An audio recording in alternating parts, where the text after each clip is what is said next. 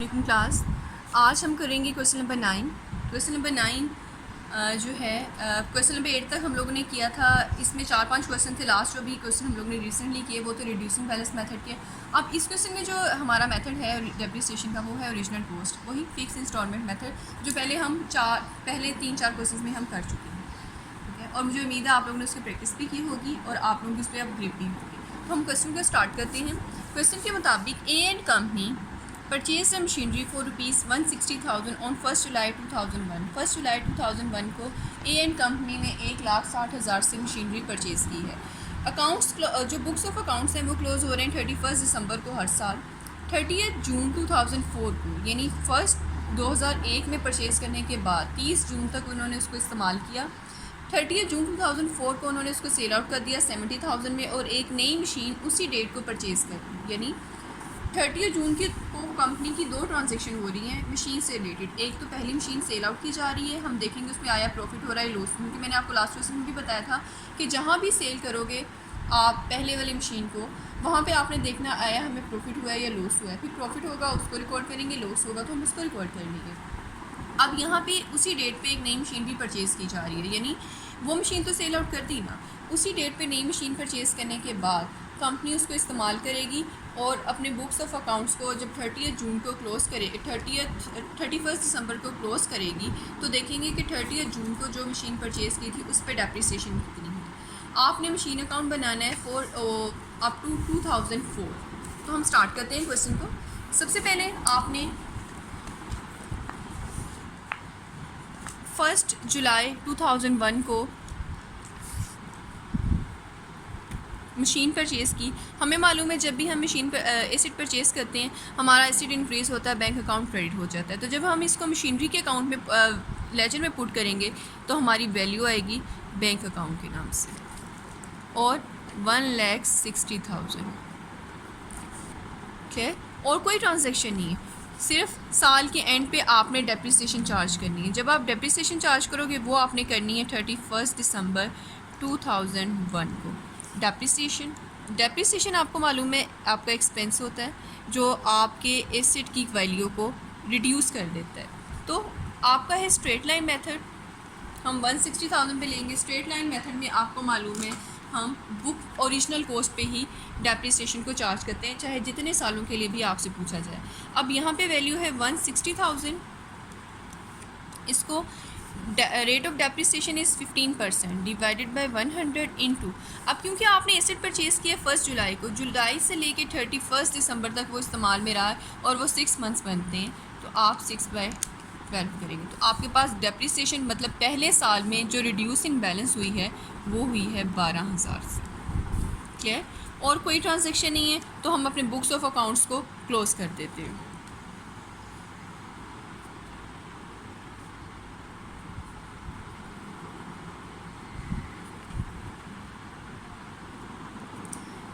इसी डेट पे आपने अपना बैलेंस कैरी डाउन कैलकुलेट करना है। तो जब आप 1,60,000 में से माइनस करोगे 12,000 को, वो होगा 148,000।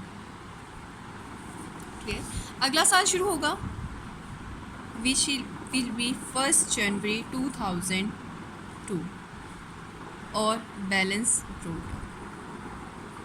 वही वैल्यू आप 148,000 पिछले साल जब साल क्लोज़ हुआ था तो 148,000 की मशीनरी मौजूद थी। साल के स्टार्ट में आप उसको पुट कर लेंगे। 2002 में कोई ट्रांजैक्शन नहीं हुई, सिर्फ डेप्रिसिएशन साल के एंड पे आपने चार्ज करनी है which will be on 31 December 2002। Okay, तो डेप्रिसिएशन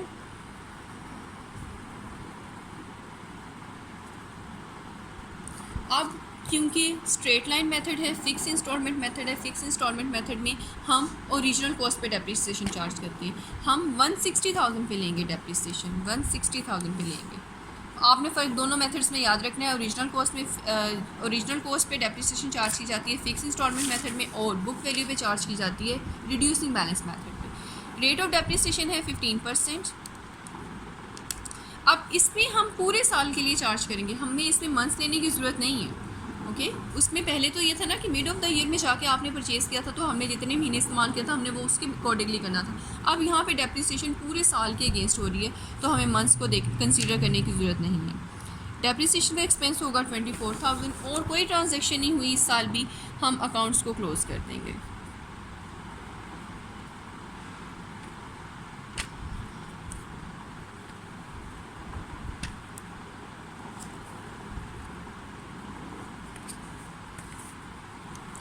अब 148,000 में से माइनस करोगे 24,000 डेप्रिसिएशन को तो आपके पास बैलेंस कैरी टर्म होगा 1,24,000।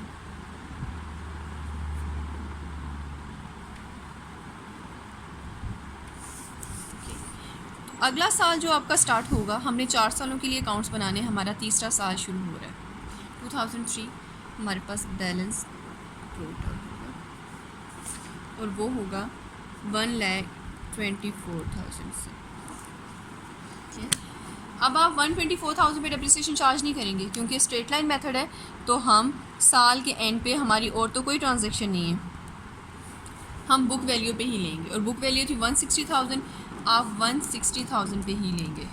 वैसे तो हम पिछले साल में भी इसको कर चुके हैं, लेकिन जितनी आप प्रैक्टिस करेंगे ना उतना आपको क्लियर होगा। 24,000 ही आएगा, पहले भी हमने 24,000 ही कैलकुलेट किया था और वो सेम ही आएगा क्योंकि स्ट्रेट लाइन मेथड है, तो आप बुक वैल्यू पे लेंगे, ओरिजिनल कॉस्ट पे लेंगे। और कोई ट्रांजेक्शन नहीं हुई 2003 में मशीनरी से रिलेटेड, तो हम अपने अकाउंट्स को क्लोज कर देंगे।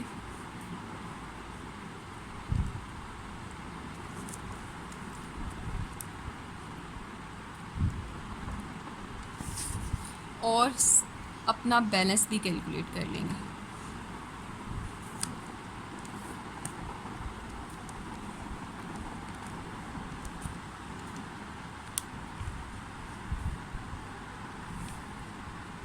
तो ये वैल्यू आएगी आपके पास 1 लाख।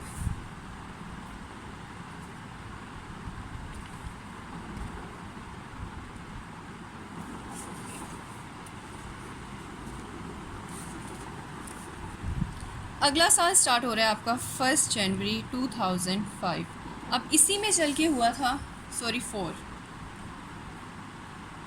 इसी में हुआ था कि आपने 30 जून को अपने एसेट को सेल भी कर दिया था, तो बैलेंस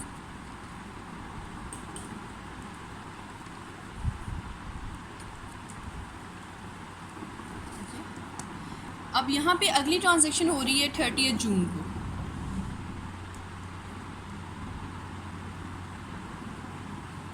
आपकी ट्रांजैक्शन हो रही है, वो ट्रांजैक्शन क्या है, आपने एसेट को सेल आउट कर दिया, ठीक है। और उसके बाद जब आप एसेट सेल आउट करते हो तो ज़ाहिर है आपकी एंट्री पास हुई होगी bank account to machinery account, हम उसको पुट करेंगे।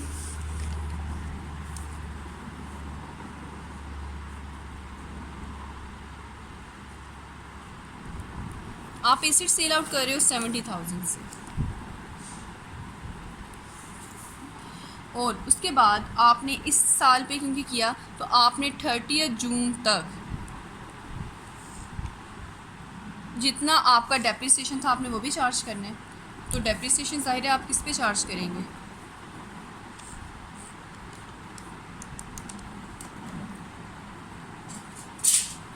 आपने सिर्फ 6 माह तक बिज़नेस में इस्तेमाल किया था, into 15 divided by 100 into 6 divide by 12।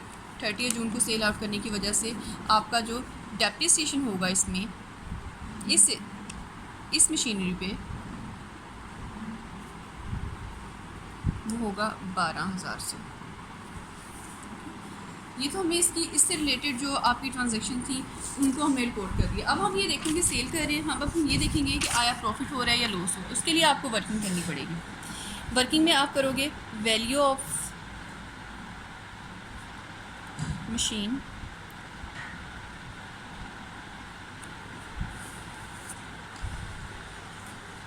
Value of machine है आपकी 1,60,000। आप उसमें से लेस कर देंगे डेप्रिसिएशन।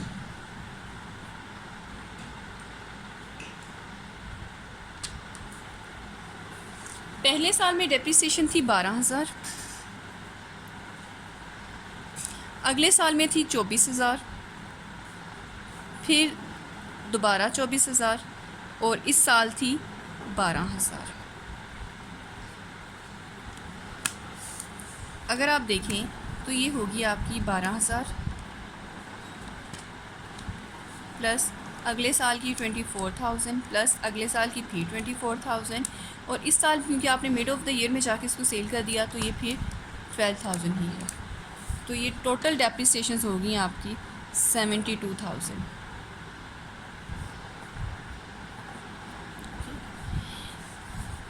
और अब आपने इसमें से आपने एसेट को कितने में सेल आउट किया? सेल ऑफ मशीन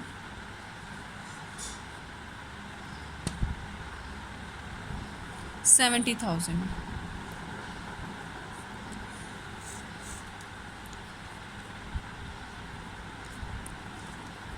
$160,000 में से जब आपने डेप्रिसिएशंस को माइनस किया तो इट्स मीन हमारी वैल्यू ऑफ एसेट कितनी थी? 88,000।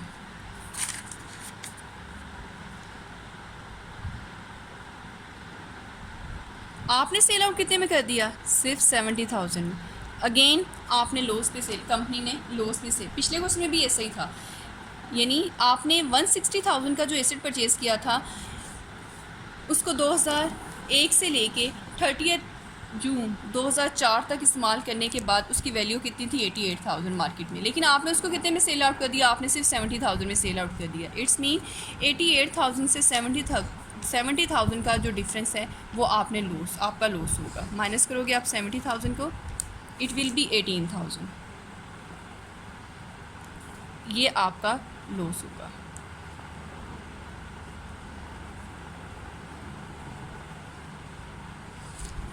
आई होप आपको क्लियर हो गया होगा। क्लियर? हमें कैसे पता चला ये लॉस हुआ? क्योंकि उस टाइम हमारे एसेट की मौजूद वैल्यू थी 88,000 लेकिन फर्म ने उसको सेल कर दिया 70,000 में। लॉस नहीं किया है ना, ज़्यादा वैल्यू थी, आपने कम में कर दिया, इट विल बी लॉस। और हमें मालूम है जब हमें लॉस होता है हम एंट्री क्या पास करते हैं? प्रॉफिट एंड लॉस डेबिट हो जाता है, ये लॉस है।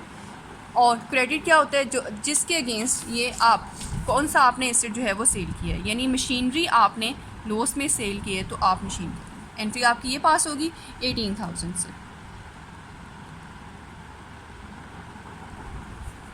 तो हम इसको पुट कर देंगे इसी डेट पे 30 जून 2004 को आपको प्रॉफिट लॉस हो रहा है 18,000 से। अच्छा, अगर आप देखें हमारा आंसर टैली भी हो रहा है।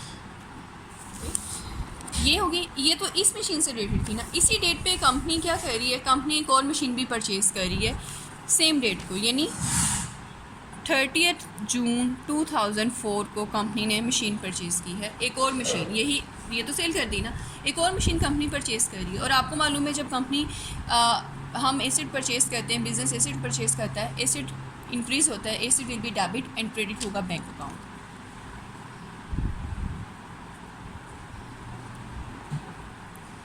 परचेज़ कर रहे हैं वो 180,000 से, ओके। और इससे रिलेटेड कोई ट्रांजैक्शन नहीं है। ये पहली वाली मशीन सेल कर दी थी, दूसरी मशीन है। अब क्योंकि वो जो दूसरी मशीन है वो अब बिज़नेस के इस्तेमाल में रही है, इस पर तो डेप्रिसिएशन चार्ज करेंगे ना। डेप्रिसिएशन तो आपने हर एसेट पे चार्ज करनी होती है जो भी आपके बिज़नेस में रहता है। अब ये डेप्रिसिएशन आप चार्ज करेंगे 180,000 पे। अब ये एसेट वो था जो नया एसेट था, मशीनरी थी, और वो सिर्फ 6 मंथ्स के लिए ये भी बिज़नेस के इस्तेमाल में रहा है क्योंकि ये 30 जून को परचेज़ किया गया है। रेट दोनों का सेम था, 15 divide by 100 into 6 divided by 12। तो डेप्रिसिएशन इसकी होगी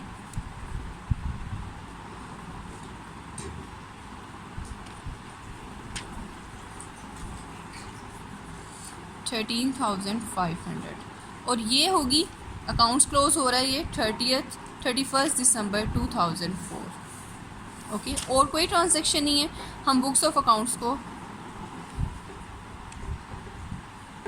क्लोज कर देते हैं।